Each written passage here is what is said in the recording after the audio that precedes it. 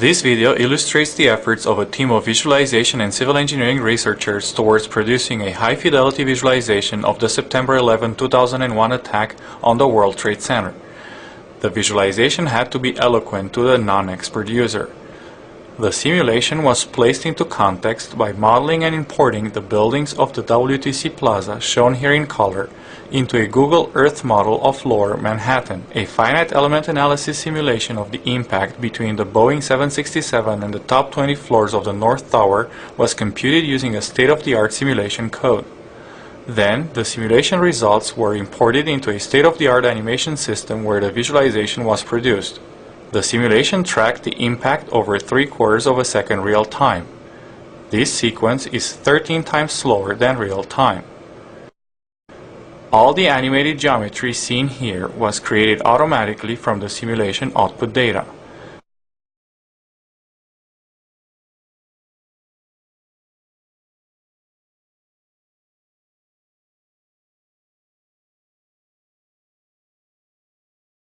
This sequence visualizes the aircraft trajectory between the facade and the structural core of the building.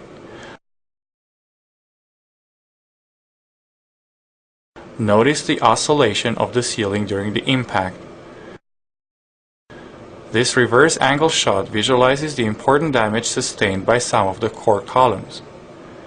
Using a camera with a distant hither plane, this sequence simultaneously visualizes the two floors that sustain most direct impact damage.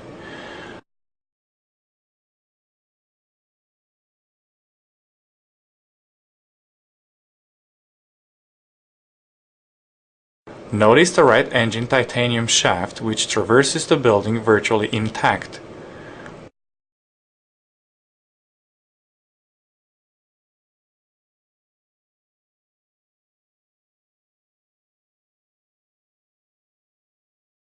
Plane debris re-emerges on the opposite face of the building.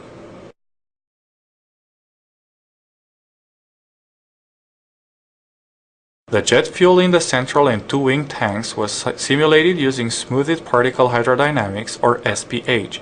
Nearby fuel particles were lumped together in the animation system, and the fuel was rendered with reflections and refractions using a ray trace material. Notice how the wing tank fuel disperses first, as the wings are considerably damaged by the facade.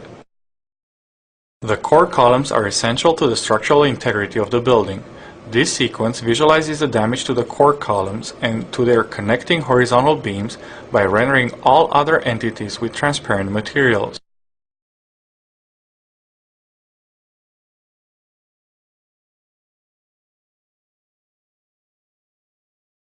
Here are the core columns exclusively.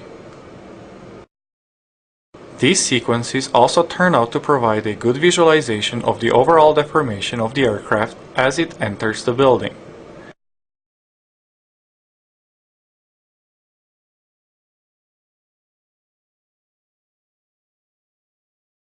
The simulation did not consider the effects of the explosion and of the ensuing fire.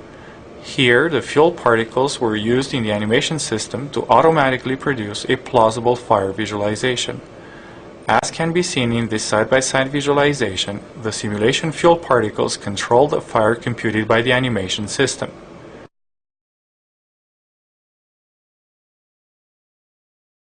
Elements that undergo excessive stress are eliminated from the computation by the FEA simulation code.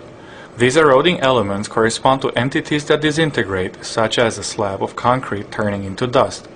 Although they do not have much relevance from the simulation standpoint, eroded elements are important for the visualization. Eroded elements are used in the animation system to automatically create and control visual effects such as dust and glass shards. The visualization produced leverages the strengths of a state-of-the-art simulation system, which models the interactions in detail based on physics' first-order principles, and of a state-of-the-art animation system, which produces a high-quality visualization of the simulation results. This was made possible by developing a scalable translator that automatically converts the simulation output data into an animation scene. The translator is general and reusable in the context of other simulations.